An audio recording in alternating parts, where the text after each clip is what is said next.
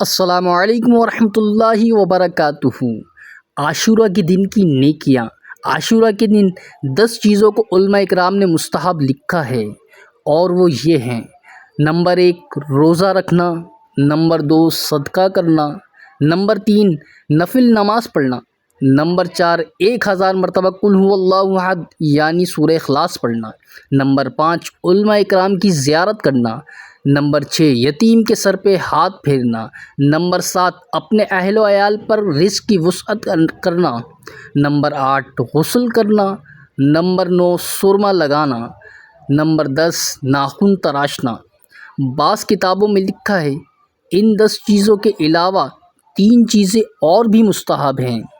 اور وہ یہ ہیں: نمبر 1 مریضوں کی بیمار پرسی کرنا، نمبر 2 دشمنوں سے ملاپ یعنی صلح صفائی کرنا، نمبر 3 دعائے عاشورہ پڑھنا۔ صلو علی الحبیب صلی اللہ تعالی علیہ